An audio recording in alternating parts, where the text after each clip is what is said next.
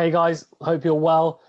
As you can see, I've got Kev with me, who is joining me to go through a really exciting card on Saturday, Usyk versus Chisora. We're going to look a little bit at the undercard and also, of course, the main fight as well, and see whether our predictions have changed, because me and Kev will actually look to this a few weeks back to see maybe our thinking's changed after the build-up, etc., and all the hype. Yeah, how you doing, Kev? I'm good, thanks. Yeah, it's an interesting sort of upcoming fight in boxing now, isn't it? So it's Yeah, the adrenaline's pumping. I'm looking yeah, forward to it. yeah, yeah. It should be good. There's a couple of other fights that kind of they're in America, so as Yeah, well on the same day. So there's like a really big weekend of boxing. So I think whatever you kind of like is going to be on this weekend, whether it's heavyweights or the lower weight classes, etc. There's a fight for everyone. So I think it's going to be yes, a good weekend, yeah. packed full of boxing. And you've had a nice new haircut as well, just for this video, haven't you? Just for you, just for the Just for video, me, yeah. yeah, just for me. Yeah, exactly. Oh god. Okay, let's go into it a little bit then. The undercard. So at the bottom we've got Cash Farouk and Martin Takalpata. So I don't know too much about Martin Takalpata, if I'm honest with you. Cash Farouk. So for you guys who don't know, he fought Lee McGregor in a Commonwealth and British title fight. It was quite a controversial loss. It was on a BT Sport Frank Warren show, and he ended up, well, obviously not getting a decision, but now Matchroom have signed him, Eddie Hearn has, and so they're going to try and build him back up. So for me personally, I'm just a little bit interested to see how that goes, being a British Pakistani myself. So we'll see how that goes. He's kind of one to look out for. And then also there's a vacant Commonwealth Super Bantamweight title between Amy Timlin and Carly Skelly, 4-0 and 3-0 respectively. So two undefeated fighters who kind of just putting it on the line. I know in the female and women's division, there's not as much depth in terms of fighters in general. So you do see these undefeated fighters fighting each other quite early on, which you can probably say, Kevin, like, to be fair, in the men's game, we don't see many people fighting each other that early on who are undefeated. They kind Yeah, of they're a bit protected normally, aren't they? yeah. I think you see that in their records as well. That they kind of sometimes they sort of pick and choose their fighters a lot. Yeah, And I think that's even when they do make it quite big, they still have to be precautious. There's a lot of politics in boxing, I think. yeah, for sure, because they want to protect their assets, right? Especially if it's someone who's looking like he's going to be potentially a big star, then they don't want to Yes, have him upset early on and they take want a to take the loss. big fights for a big moment, just for a build up. Exactly. So if it doesn't go their way, at least they can sort of maybe cash out or Cash something. out, yeah, It's usually, exactly. Yeah, you hope that doesn't happen, but you never know. You never know, do you? Okay, yeah. Well, it has so to be a loser. Yeah, yeah, no, I mean, I guess it's just business sense, isn't it, really? But yeah, it's one of those things that in UFC, when you take a loss, it's not that big a deal. But in boxing, unfortunately, it has become quite a big deal because of yes, yes, Mayweather, really. Because if you look at, like we discussed about before, me and Mo, about the heavyweight era, and obviously all the best fighters fought the best, and they all took a loss, at least yes, one loss. But they're still regarded as greats because they fought the best and they still, yeah. beat the Did best well, yeah, as well. They might have lost here and there, but that just happens when you fight the best. But I think nowadays there's a more emphasis on they would rather not take that big fight and not have the danger of take a loss, and they don't dare to be great. But yeah, it's just one of those things, I guess. yeah. Okay, so we've got then something which to me is a little bit interesting, which is Tommy McCarthy versus Bilal Lagoon. So Tommy McCarthy's got a record of 16 wins, 2 losses, and Bilal Lagoon's got 25 wins and 1 loss, 2 draws as well, though.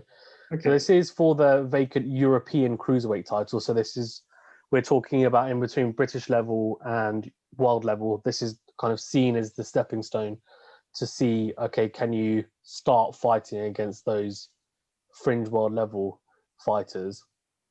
So Tommy McCarthy, he's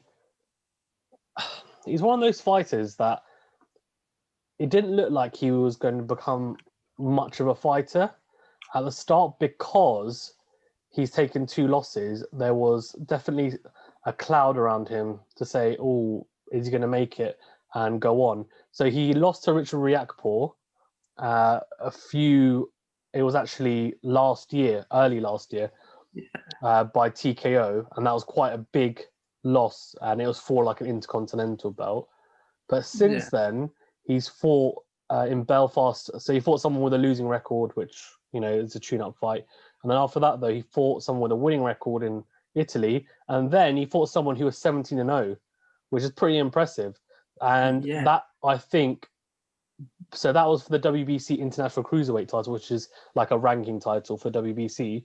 And that win has propelled him to this fight, basically, to make him mandatory for this European title. And it was a huge win, basically, for him. And yeah, that's kind of, he's now got a big opportunity here. And Bilal Lagoon seems to have a very similar record to him. I mean, cruiserweights, right? They are kind of, obviously, they're still big guys, and Tommy McCarthy carries a little bit of power, so it seems Bilal Lagoon does as well. I mean, that should be an interesting fight to watch, at least, right? I mean, these are two guys obviously have taken losses, but they're just going to put it all out there, surely. Yeah, and they're not even like up and coming, because if you look at Bilal Lagoon, he's had about 28 fights himself. Yeah. And then 18 for Tommy McCarthy. So they've actually had a lot of experience. Exactly. Yeah. And yeah, Bilal was actually on a winning streak by the last 5. Yeah. So this will be a big test of him. It's see, I don't know so much about the actual boxers that they fought, so it's hard to say if they've got a good resume or not, because a lot about boxing is not just the wins, but who you fought. Yeah. But yeah, I have to say that Tommy McCarthy has fought some questionable people looking at their records, like 30 losses or whatever. So it's strange. It's hard to compare. But it's weird, right? Because obviously he fought after that. Richard Riakporhe won the British title recently, and now he's looking to push to world level. And he's actually a fighter who Dylan White manages. So, so Dylan White manages a few fighters, and he's one of them. And he's a very heavy puncher. So he knocked out Tommy McCarthy. And after that, people were thinking, oh, I don't know what's going to happen with him. But he's gone on a winning streak. Obviously, the first one, as you said, was that guy had 30 losses. But since then, he's fought people with winning records in the last fight. Yeah. He beat someone who was 17-0. So he's obviously in a bit of form. So I think it's really up for grabs for anyone, to be honest with you. And I think it'll be interesting to see what happens. I wouldn't be surprised if it goes to point.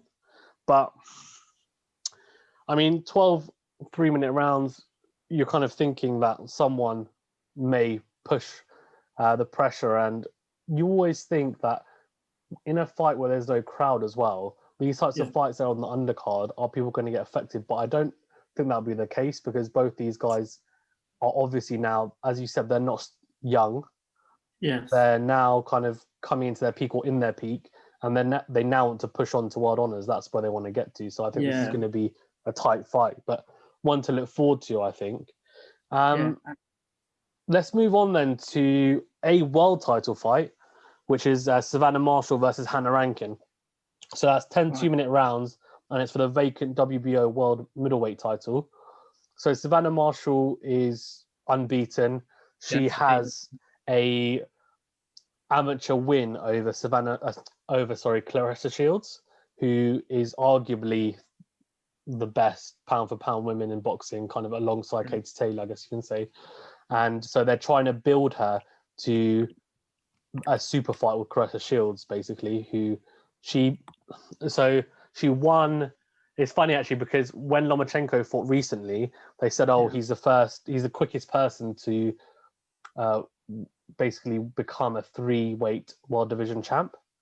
But Claressa Shields did it one fight earlier than him, but they don't recognize her because, they forget, because she's a woman, which is it's bad. It's bad, to be fair. It's pretty out of order. Because, it's not her fault that obviously the division has not got as much depth, but she is quality. Anyway, so she is a good fighter, clearly, Savannah Marshall, and she's been waiting for a world title fight. She's only had 8 fights. Hannah Rankin, ironically, has fought Claressa Shields and lost to her on points when challenging for the world title. And she's coming in. She obviously is not a big puncher because she's 1-9, only 2 KOs. And I don't think she's going to knock Savannah Marshall. I think she's going to look to put pressure on Savannah Marshall, but Savannah Marshall is very big, tall, rangy, and I just feel like she's powerful as well. And I think this is set up for a good win for her. But I mean, what do you think? Because I mean, losing to Cressida Shields, there's no, what's the word? There's nothing wrong with losing to the best of the best, right? So, and the fact that she took Cressida Shields 12 rounds means that she's obviously a decent fighter. And I think this is a kind of a no-lose situation for her, where she's got nothing to lose. She's just going to go for it. Can you see an upset here, or do you think it's going to be a winning style for Marshall? The thing is, Hannah Rankin, although she has had 4 losses, one of her wins on Patricia Bergholt, I believe, was she ended someone's kill streak of 30-0. Yeah. So she hasn't actually done too bad. Yeah, she's a good fighter. But based on the records that I'm seeing, I think Savannah Marshall is likely to win, considering 6 of her 8 wins are by KO as well. Yeah, she's got power. Yeah, based on the KOs, definitely. Again, looking at the records, though, I mean, look, Savannah Marshall hasn't fought some of the best people herself, but then I guess when you've only had 8 fights, your start of your career, you're not going to go up against the best. Yeah. Again, this is a good fight for her, but I think Savannah Marshall should have this quite comfortably. Yeah. No, I agree. I think it's going to be an entertaining fight. What lasts for sure. But I think Savannah Marshall will take the win, and I think she'll try and make a statement and push for a super fight with Cressida Shields at some point next year. Yeah, we'll see whether that happens. All right, okay. So on to someone who you are a bit more familiar with, and probably I've seen some funny interviews on. Dave Allen versus Chris Lovejoy. So Dave Allen, obviously we are familiar with him, but I'll quickly go through his record. So 18 wins, 15 of those by KO, lost 5, drawn 2 against Christopher Lovejoy, who's got 19 wins and 19 KOs. Yes. Now, by that record, you're probably thinking, whoa, we've got like a Deontay Wilder in our midst here. But similarly to Deontay Wilder, the first 19 fights that Deontay Wilder had were, I don't want to say Uber drivers, but let's just say this: everyone on there, pretty much, I have no idea who they are, or they're they're people losing records, or that they're not particularly good fighters. And I think the fact that no one knew who Christopher Lovejoy is, I think, says it all. But similarly, someone did mention and pointed out, to be fair, that at the same time, Deontay Wilder, when he was 19-0, had a similar record. So, look, I mean, sometimes you've just got power, and they build them up in that way. But I mean, what do you think? Do you think? So, I mean, Christopher Lovejoy's obviously got some type of power. We don't know how big a power it is, really, because obviously, if you fight, if someone fights us and then they fight Anthony Joshua, and if they've got a little bit of power, they're going to knock us out. If they hit Anthony Joshua, they're obviously not going to knock him out. So, I mean, my honest opinion, anyone can have a really good record if they have been fighting people that are not good. Now, looking at Christopher Lovejoy's actual record, looking at the people he's fought, almost everyone he fought, apart from the last guy, has had more losses than wins. Yeah, losing record, One of them had 50 losses and 6 wins. So if you're going to go up against people like that, then, I mean, it's not that impressive that you're going to have a clean record. I mean, he's done well for himself to get to this. Yeah. Obviously, Dave Allen has a lot more experience. He's fought more significant people. I mean, he lost to Dillian White, but he still went the distance, which is impressive. Mm-hmm. I guess the one thing that puts down Dave Allen is that he's lost to David Price. Yeah. And, let's be honest, David Price hasn't been in the best in the last few years. So that's David Price schooled him, right? So, I mean, Dave Allen's an interesting one because he's someone who, to be honest with you, he's on and off in terms of training, and that there was a point where I think he's around our age or a little bit older. Yeah. He's not much older if he is. And he's someone who didn't really take his career seriously at the start. And he was taking fights with Dillian White, Luis Ortiz, Tony Yoka. Like these guys, Tony Yoka's an Olympic gold medalist. Luis Ortiz, we know how good he is. And, he's giving a decent account of himself. As you said, like he went the distance, with Dillian White. So he's clearly got some type of talent. But he just wasn't taking it seriously. And then only until recently, I think it was a Lucas Brown fight, who Lucas Brown obviously is, yes, he is a faded version of the Lucas Brown who was knocking people out and was a world champion before. But Dave Allen knocked him out with a body punch, which is a really good punch. And he's, that basically propelled him to that David Price fight. But going into the David Price fight, he looked in great shape, but he just didn't look, he looked completely out of it. And maybe it was just because David Price was too big and too strong, or I don't know. I mean, Dave Allen it's well documented that he has some type of, like, he does suffer from some mental issues, etc. And he might have affected him, I don't know, or something happened beforehand, who knows. But either way, I mean, after that fight, he was really distraught. But everyone takes him, he has sparred with everyone from Anthony Joshua to Tyson Fury to, I mean, he was in Usyk's camp recently to basically help Usyk and Chisora. So he's sturdy, he's known to have a good chin. But what do you think he can do? Do you think this is one for him to win? Or do you think this is going to be a test now to see, how good really are you? I still think that Dave Allen will win this purely based on the experience that he's had. Like, even though he's had big losses, he's stepped in the ring with people like Dillian Whyte and Louis Ortiz. And I think he can win this as long as he's fully motivated and prepared for this, and he uses his previous losses as a learning curve. I think experience always wins, and losses give you that experience. That's true. So I would think that Dave Allen will win this, only because Lovejoy just hasn't had experience. Yes, he's had straight wins, straight knockouts, but that hasn't given him experience fighting people like that. Yeah, no, I agree. I think Dave Allen, in terms of experience, he's definitely got that. And as I said, like, he sparred with the best of the best. And Christopher Lovejoy, I think he definitely does have a padded record. I mean, we'll see how good he is, right, on the night.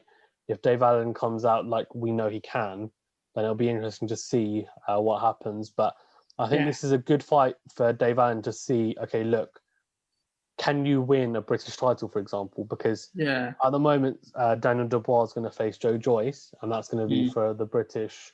I think it's the British and European, actually, even.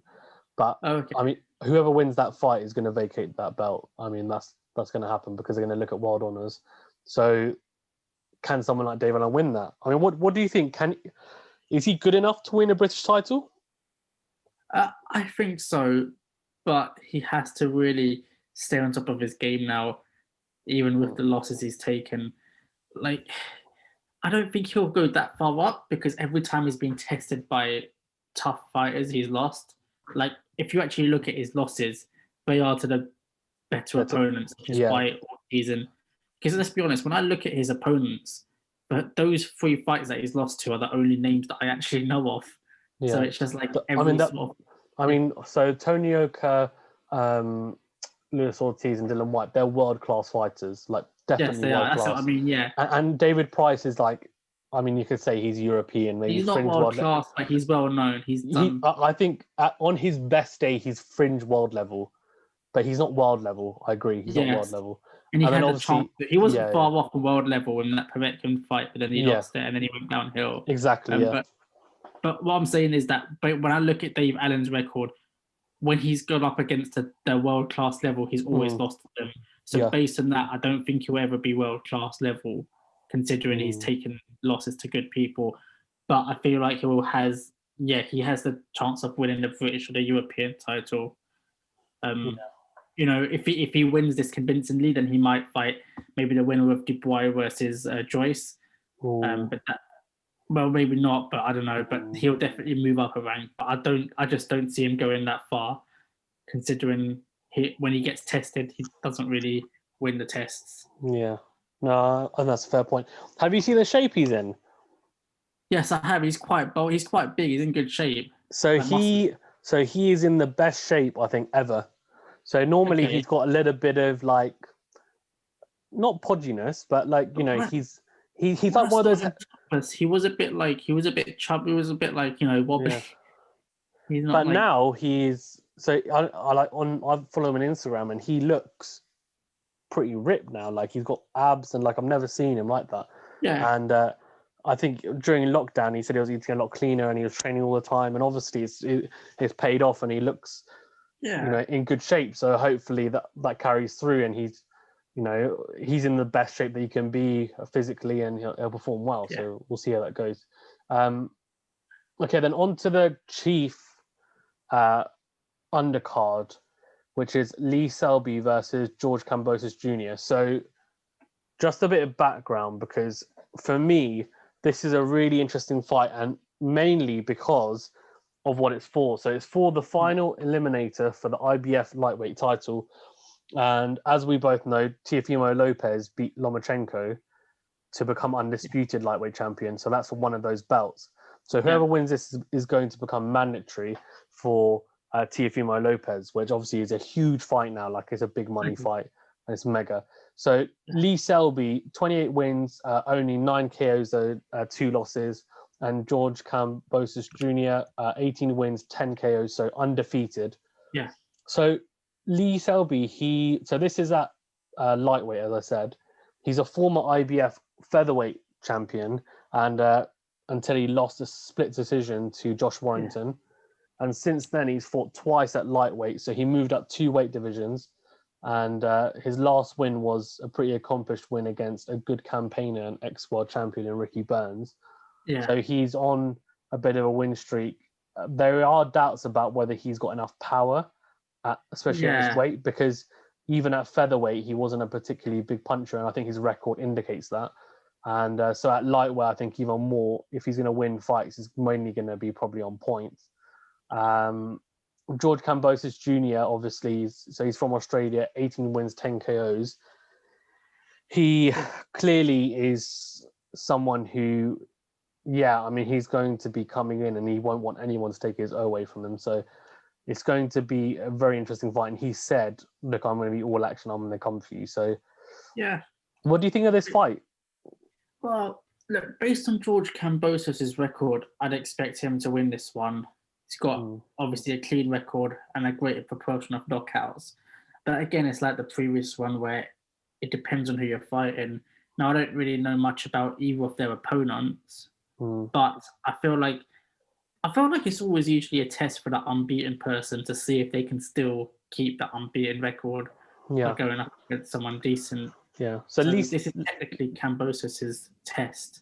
Yeah, definitely. It's his acid test. Lee Selby has definitely fought the better opponents. I mean, obviously, he's the former world champ, so he's the more accomplished fighter. But as you said, George Kambosos Jr., he's got an undefeated record. So that's something that obviously is on the line for him. And he's building himself. He hasn't won a world title as of yet. So this is really his golden ticket to get the opportunity. And Lee Selby's kind of trying to become a 2-weight world champion. So it's going to be a really intriguing fight. And the thing is, at that weight class, a lower weight class, it is impressive to get a good proportion of knockouts, because I guess it's a lot harder to get a knockout when you're at such low weight, right? Yeah. So it is impressive that they've both got a good amount of knockouts. Agreed. No, 100%. Yeah. Right, okay. On to the big fight that I think both of us are really looking forward to. So Alexander Usyk versus Derek Chisora. Or as Alexander Usyk likes to say, Derek! Del boy, yeah. Oh, God, here we go, yeah. The big one. So let's go into this a little bit. So obviously we talked about this, we touched upon this before a few weeks back, but let's quickly just go through it and see whether maybe our minds have changed. So Alexander Usyk, 17 wins, 13 KOs. No losses. Derek Chisora, 32 wins, 23 KOs, 9 losses. So, I mean, obviously, looking at the records, if you're just to look at the records, you're thinking, this is an easy fight for Usyk. Anyone who has never seen these two fight is going to think, Usyk, this is a walk in the park. Which, to be fair, even people that have seen them fight, they may think that. Yeah. But when you delve a little bit deeper, those 9 losses that Derek Chisora has, some of those are for world titles. So Vitaly Klitschko, which he gave a really good account of himself. Obviously, he had one to David Haye. He's had 2 to Tyson Fury, which, there's no shame in that. And the most recent one was against Dylan White, which is a knockout where he was actually winning, where he looked pretty good. So, again, that's, okay, it's not great. He got knocked out, but it's not one where you're thinking, oh, he boxed terribly. I think the only loss recently that I can think of is the one against Caballero, which is for the European title, which basically he was completely demotivated. But since that fight, he has looked very good. And since joining up with David Haye, he's looked in better shape. I don't know if you saw the photos of him, but he looks a lot trimmer than he usually does. For him, he definitely looks, lighter. I think he looks more relaxed. He clearly got a more regimented plan in terms of training, sparring, and David Haye's helped with that. And I think we can see from his recent performance against David Price, he took him out really quickly, and he took out Spilka, great knockout, and he's on a good run. So first of all, I want to talk about Chisora. Do you give him any chance in this? And if so, why? Chisora was a difficult one because he's one of those guys that he has fought some good people, but he just I can't personally take Chisora seriously because he's taken a lot of losses, and he's sort of he's one of those guys that he's got he wins and then he loses, he wins and then he loses. He can't keep a consistent streak. Yeah. He's on one now though, on a 3-4 win streak. He is, but he hasn't fought, I guess, the people that he used to fight before, the world level so much, in my opinion, anyway. I feel like Chisora was one of those people that, whenever you want to test somebody in the heavyweight division, or whenever someone wants to climb to the top of the heavyweight to fight the best, I feel like Chisora is that guy that he's everyone has to go through. Do you know what I mean? He's the gatekeeper of the division. He's that guy. Yeah, he's that guy that okay, he's the tester. If you can pass Chisora, then you might go to the higher people. You might go for the title. Yeah. If you can't get past Chisora, then you're back at below. Yeah. He's just that. I feel like Chisora is that guy, that sort of tester guy that everyone. I think. I definitely see where you're coming from. Parker lost to Dillian White when it was go down to Chisora, or where David Price lost to his loss to whoever it was before, go down to Chisora. Now Alexander Usyk wants to work his way up, go through Chisora. He's just that guy that and I think because Chisora's fought so many people, I think he's like a benchmark. He's not the greatest, he's not the worst. You know where he stands, so when other people fight him, you know where that puts them. Do you know what I mean? Yeah, I do. I do get what you're saying. I'm gonna throw a spanner in the work in a bit to just get your opinion on it. But let's move on to Usyk then. So 17 wins, 13 KOs. Yeah. So 16 of those wins were at cruiserweight. Yeah. I think for me, obviously, I knew that he'd become undisputed cruiserweight champion, but I think where he really came to light, especially in the UK, was when he knocked out Tony Bellew, pretty vicious KO. And obviously, there are question marks as to whether he is going to be big enough for heavyweight. There's also the question mark on his performance against Chaz Witherspoon, who is not a particularly good fighter, and he looked a little bit sluggish for his introduction to the heavyweight division. So people are saying, is he going to be, is he still going to be quick enough, elusive enough at heavyweight, or is he going to lose some of that by putting on a little bit of weight? And 2, he wasn't necessarily a concussive puncher at cruiserweight. Is he going to be one at heavyweight? Yeah. Now, something that I want to say, actually, is that people say that, right? But only 4 of his wins have been by points, 13 by KO. Now, to be honest with you, when I looked at his record again, I saw that. I was a little bit surprised because he's not known to be a big puncher. I know a lot of them have been because people retire on their stall, similar to Lomachenko does, where, it's just a flurry of punches. But I do think people sleep on him. And the reason why I say that is because he fought Joe Joyce in the WBS, which is basically a 5. It's basically in between the amateur and pros, right? And it's a 5-round tournament, and it's with no headgear, etc. And Joe Joyce, as we know, is a proper heavyweight. And he was taking shots from Joe Joyce, who's a heavy puncher, and he was taking them fine. And he dominated that fight. Joe Who won Joyce. that one? Oh, Alexander Usyk won very comfortably. He won nearly every round.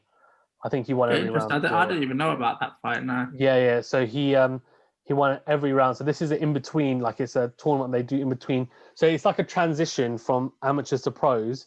Yeah. It's a tournament they hold, which is 5 rounds, and it doesn't affect your pro record. So anyway, so he fought in that and he looked fine. And obviously since then he's got a lot better because with age, obviously you get more experience.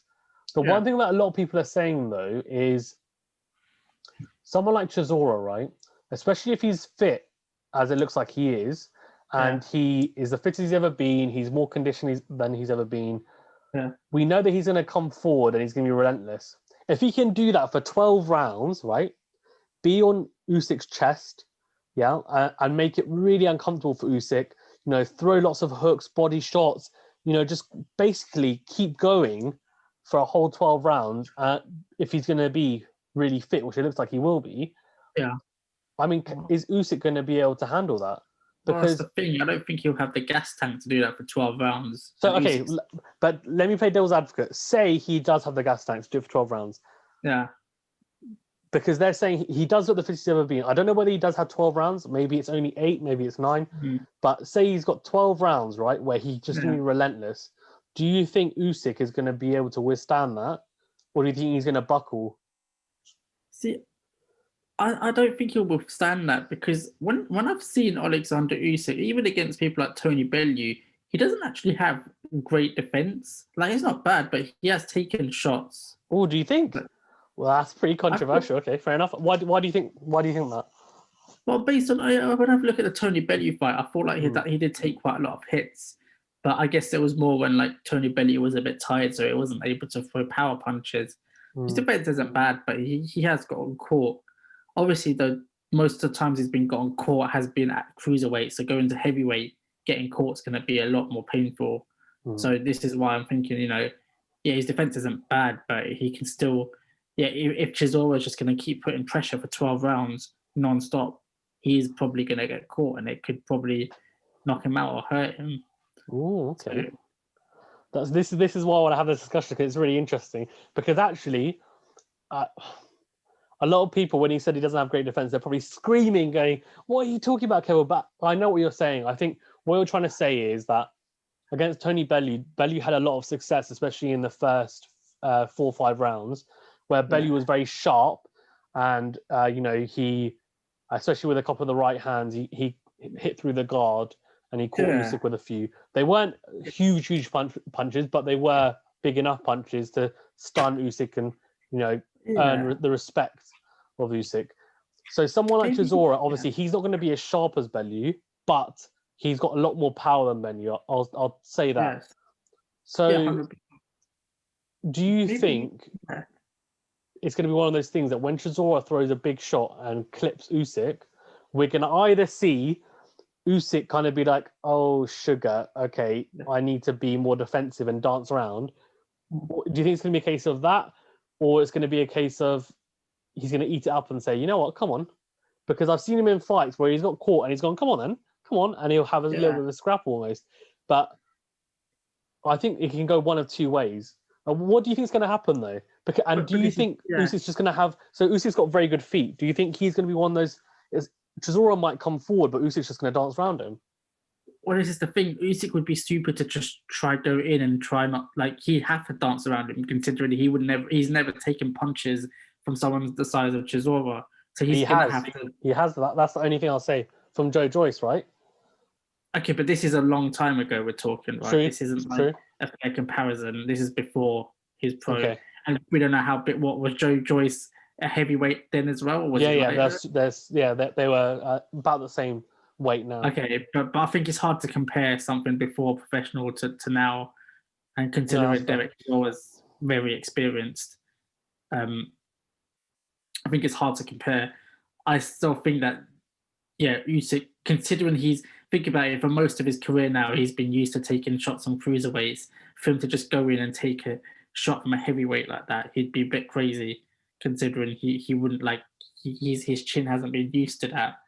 I don't know how he's probably sparred with heavyweights, but I mean he's not given his chin that training to take punches of that size. So I think he has to dance around him. Okay. And yeah, if obviously if Chisora is just gonna go and throw his hands for 12 rounds, then it could be dangerous. I think he has to. I think because let's say realistically, there's no way that he's going to outbox Usyk, right? Surely, as in like he's not going to be able to jab and move, and that's not the type of fighter he is, and I don't think he's got. I think we can unequivocally say that Usyk is the better skilled fighter. Yes, that doesn't necessarily mean that he'll win, but he's definitely got the better skill set. Yeah, 100%. And he's a better boxer, but is Chisora the better brawler? I think that's what it comes down to. Yeah, that's a good point. And a brawler at heavyweight is really dangerous. So that's where Usyk has to be careful. But you're right. I think Usyk he'll box him probably a bit like Tyson Fury, how he boxed Chisora. Maybe not to that extreme weight, but he has got that similar kind of, he fights at a distance, he fights on the outside, he goes for the long shots, the jabbing and the right. And he probably danced around him. Chisora will probably take the center of the ring. That's how I see it. The one thing I want to say actually, which is a little bit of a technical point, is so Chisora's got a very big overhand right, which he knocked Artur Spilka out and Carlos Takam as well. Yeah. So that overhand right. So obviously Usyk's a southpaw, so he's leading with his right hand. So that left side, there's a chance for Chisora. There will be chances for Chisora to throw that overhand right. And what do you think? Do you think he'll be able to have a success with that? Because if he clips him with that, you don't know what can happen. This is the thing. I keep forgetting. So it's southpaw versus orthodox. So that means that like when Usyk jabs with his right, and then Chisora jabs with his left. So it's easier. Does that mean it's easier for Chisora to catch him with the right hand? Correct. And it'll be easier for Usyk to catch Chisora with the left hand, Yes, okay, because they're standing, because their feet are almost touching, isn't it? That's how it is. Yeah, I mean, it depends, right? Obviously, if they have their other hand up here, but, obviously that's not always going to be the case when they're punching. So yeah, I keep forgetting southpaw versus orthodox can make a huge difference in terms of distancing and how you're fighting. So that's another interesting thing actually. So Chisora or Usyk's got actually quite a high chance of getting caught. Yeah, but the thing is, Chisora historically has struggled with southpaws, but recently, obviously, he's knocked out Artur Spilka, and he has definitely become more accustomed to it. And I think that overhand right is obviously very dangerous. Yeah, I want to press you then. So, I think before when we did this, you said Usyk on points, if my memory serves me correctly. Are you still going to stick to that decision? Or are you going to change your prediction for Saturday? No, I'd probably still stick to it. I'll be impressed if Usyk can knock out Chisora. Because, when you look at Usyk's last fight, his last heavyweight fight, what was it? Was it like round 7? Yeah. Round 7. So I believe Chisora can go the distance. Chisora hasn't got a bad chin. Obviously, he's got a good chin. Yeah. Yeah, he's used to taking big hits. So I personally don't think. Look, I'll be impressed if Usyk can knock him out, and if he does, then credit to him, and he definitely deserves to go up the heavyweight class quite a lot. But I just can't see Usyk knocking out Chisora. Okay, I think personally, I think Chisora is going to be really, really dangerous for the first 6 rounds. I think I do believe that he's probably the fittest he's ever been.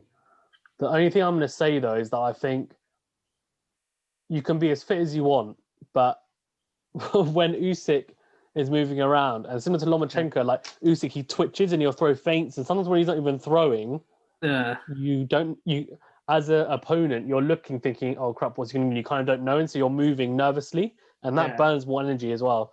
And I think Chisora, he will get tired by the later rounds. And I reckon Usyk will stop him. And it might not be a clean knockout, like one punch. It might just be because Chisora is exhausted, and then Usyk just kind of clips him and drops him, and then and then it just ends up being a barrage of punches and the ref stops it.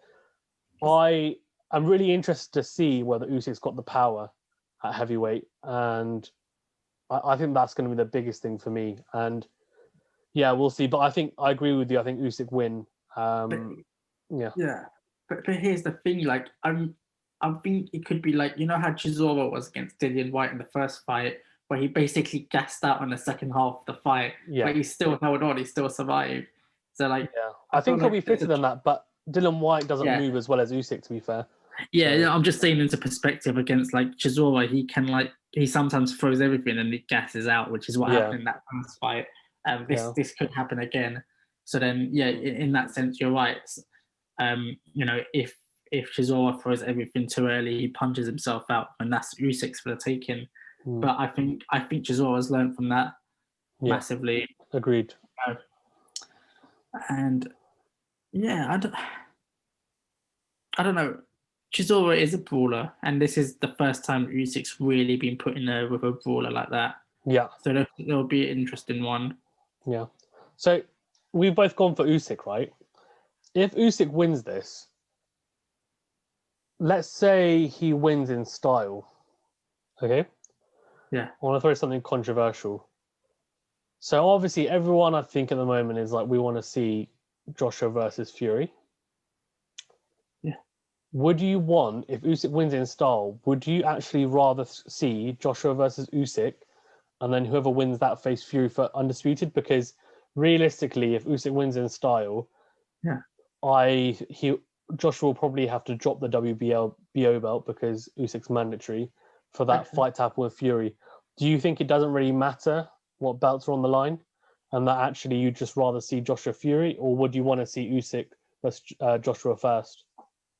I personally don't think the belts are relevant, because I think it's important to fight the right people. And then if you do win, if you fight someone who's really good but doesn't have that belt, that will make you look so good, and it will give you a really good boost to get to the belt for the next fight. Yeah. I personally feel. I mean, whoever wins that, they're definitely going to be undisputed, whether they've got all the belts or not, right? They're the best.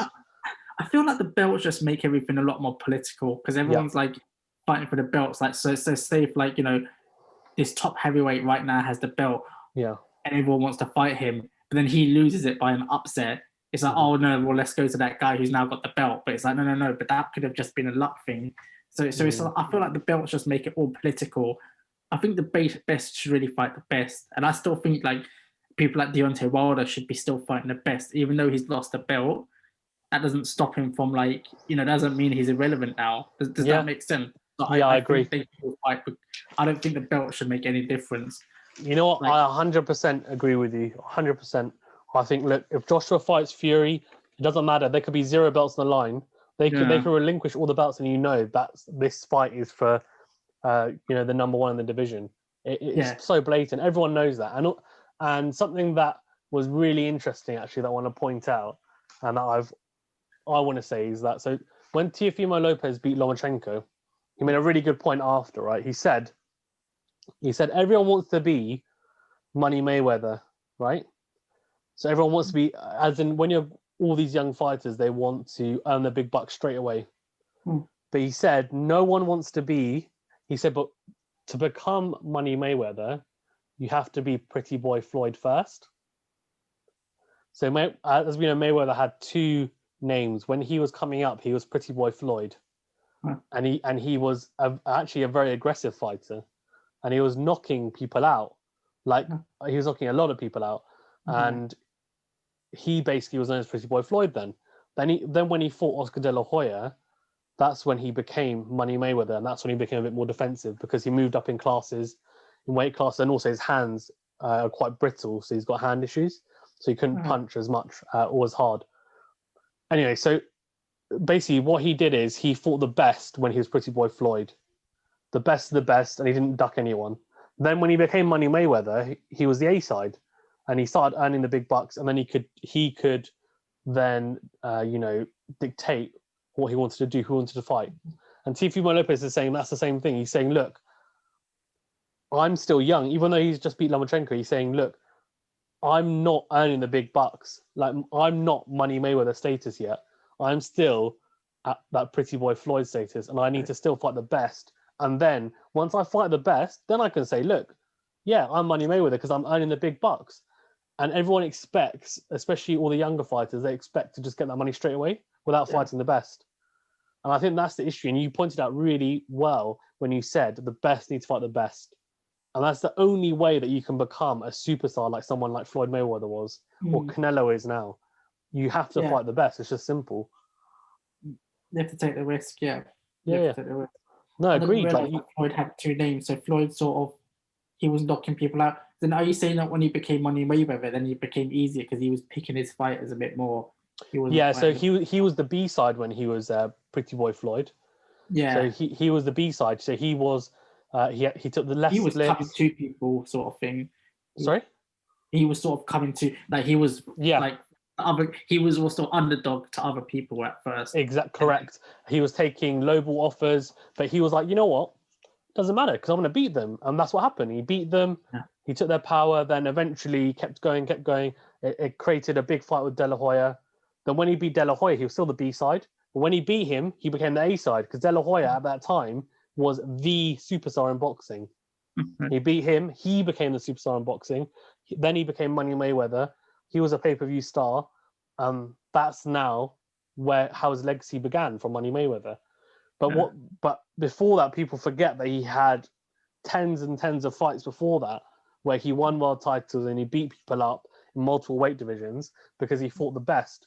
And he realized, I need to fight the best to gather that kind of reputation and status and that big money. And unfortunately, nowadays, people think, oh, it doesn't matter. I don't need to fight the best. I'll just fight whoever. I can win a world title by fighting a nobody. And where's my pay-per-view money? That's just not how it works. I thought that was just a really good point. And it's amazing because Teofimo Lopez is only 23. And he's saying that. And it's really good. And hopefully all the young fighters are starting to realize that, you can't just expect a paycheck for one fight. Yeah. And if you do win those fights, even if you win tough fights but you don't get paid afterwards when you take fights in the future, you'll get paid the big bucks because you'll also be known for winning all those previous fights and beforehand. Your entire record is used against you, even or maybe in your favor for your future fights anyway, and that's where you'll get the money as long as you keep winning. So it makes sense that. And the thing is, if you do fight the best, you will eventually get the belts. The belt shouldn't be at the top, first thing to think about. Agreed. You shouldn't be like, I want to fight him because he's got the belt. It's like, no. But if you're really that good and you're that confident, then you should be okay to fight the guy below him first. And then you'll look even better going to fight for the belts, 100%. Yeah.